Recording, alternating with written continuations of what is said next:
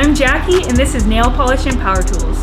Today we are going to take this old nasty board and we are going to transform it into a reclaimed wood picture frame. The beauty of this project is that the cost of all of our materials is under $3. The reason why we're able to do it for so cheap is because we're using reclaimed wood. This board that I have right here, I actually found underneath my house. I was cleaning it out with my landlord and he was going to throw this piece away, but I convinced him to let me save it. When you select your wood, make sure that it's completely dry and there's no evidence of termites. So the first step is to clean up our board, get off all this cobweb. We actually have this really beautiful texture. It's a little bit rough, so I'm going to take my sander and I'm going to lightly sand the top of it and just knock down some of those high points, make it a little bit more smooth so we're not getting splinters. Okay.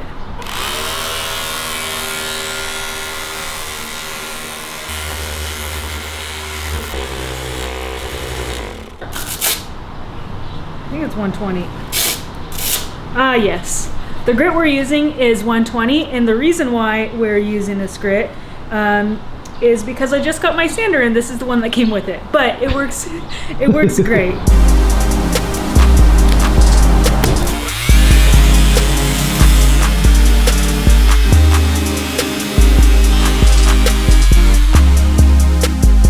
For our next step, we're gonna need a table saw. Mine was given to me with the wrong size fence, so as you'll see, I have to use clamps. Hopefully your table saw isn't sketchy like mine. Now it is time to rip our board, which means we're going to cut it lengthwise with our table saw. Before you start, you need to figure out, do you want to keep the outside edge as is? Do you want it to have that kind of old weathered look? I've decided to rip off the edge of my board so we get a nice fresh cut. So I'm going to go ahead and set my fence to the appropriate width. Take my trusty clamps and right here. That's good. All right. Oh yeah, if you have long hair, put your hair up. Safety first. I got new safety glasses. You know what? I need a push stick. Bam! A push stick. Sure, it works.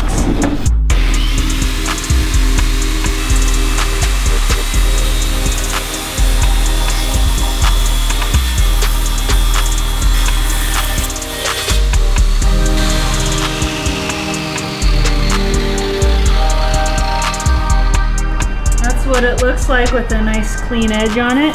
See that? Next, we will rip this board into 2 equal pieces. We'll just do 1.5 inches so we know we have enough to make 2. I'm gonna unplug my table saw so I don't cut my hand off. Unclamp. Measure it like this. There, that looks about right. Shameless plug, if you work at Makita, or you know anyone that does, you can tell them to sponsor me. All right.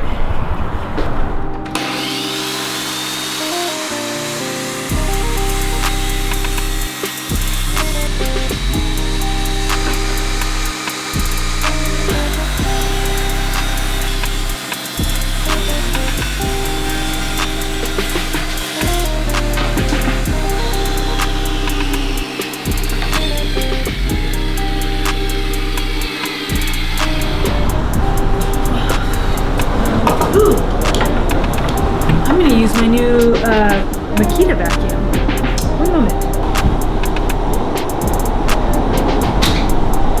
Just got this new vacuum. It was an early Christmas present from you. Thank you. Let's see how it works. Okay. Ooh, fancy. Lock.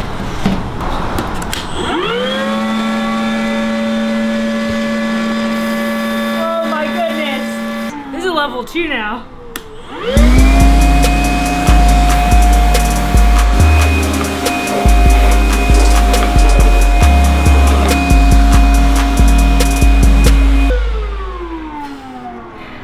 babe.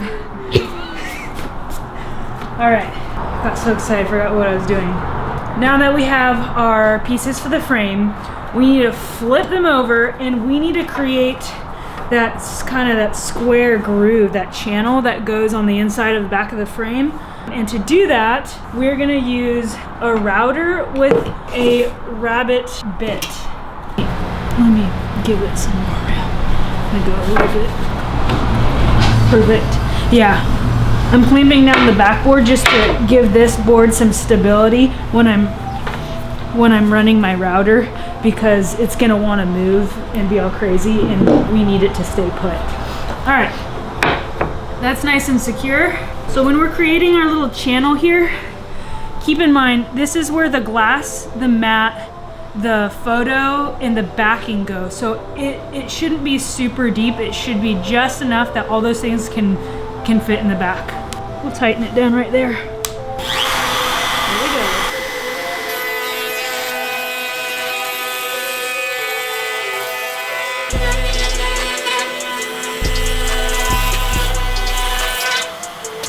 Make sure that you're putting this channel in the back side of your piece.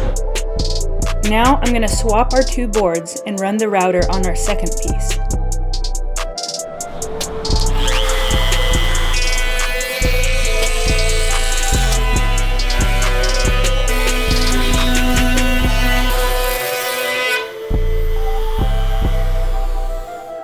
The next step is to use our miter saw to cut the sides of our frame.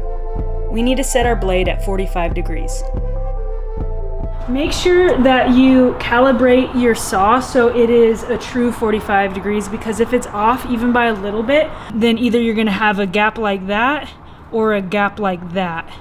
So make sure it's a true 45.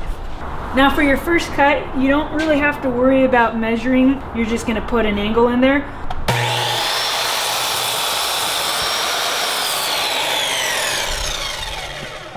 We have our angle, it's 45 degrees, but see how the channel is on the short end?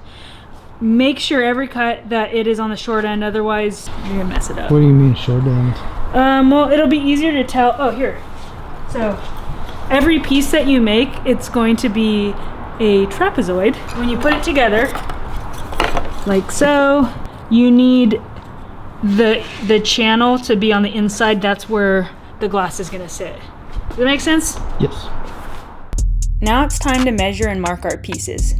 We're making an 8 by 10 inch frame, so from the corner of a rabbet cut, I'll measure just over 10 inches. I always make my first cuts a little long and then come back later to fine tune it.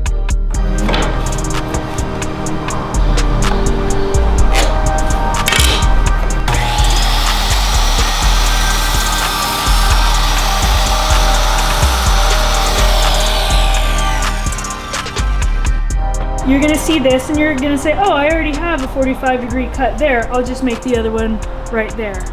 Do not do that, because if you flip it over, then you'll see your groove is gonna be on the outside and it needs to be on the inside. Go ahead and flip it over.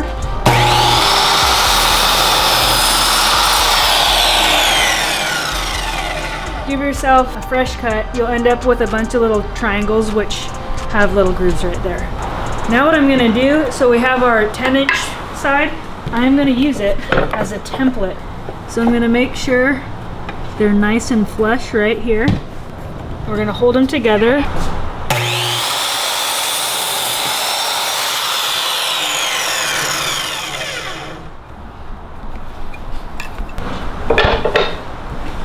All right.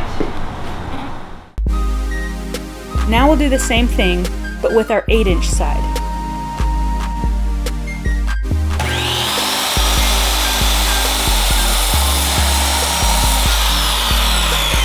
It's gonna be real nice. It's gonna be nice. Okay. Gotta make one more of these. Make sure that's flush.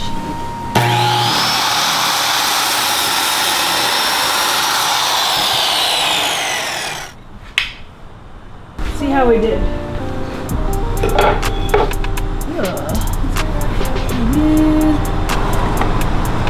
Hey, Our seams look awesome. I am very happy with that. Next, we'll flip over our frame and see how the glass fits. Another reason why we're able to do this project for so cheap is because I use glass from frames that I find at the dollar store. We're gonna steal the glass. Oops. As predicted, our frame is just a little bit too big. So we're just gonna take like a blade width off. Okay.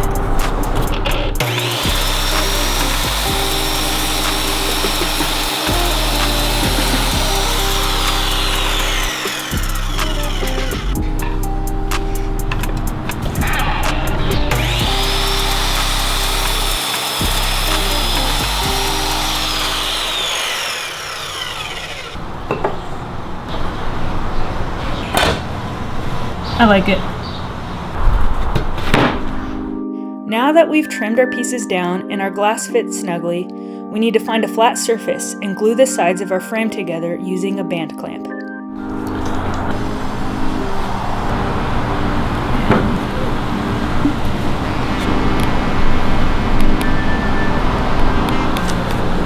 Take our band clamp and put each side in a corner. Tighten it. Adjust your corners a little bit. And then you could tighten it even more if you wanted to. And then we wait for it to dry.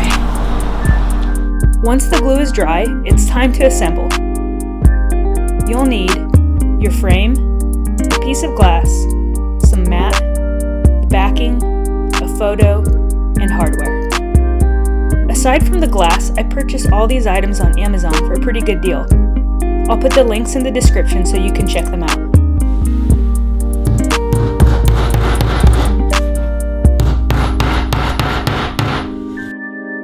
Here I am installing a sawtooth hanger, as well as some turn fasteners to keep the contents of the frame in place. Now we just have to put in our glass, our mat, the photo, and backing. I couldn't find any tape to keep the photo in place, so that's actually a sticker from one of my apples. And just like that, we're finished.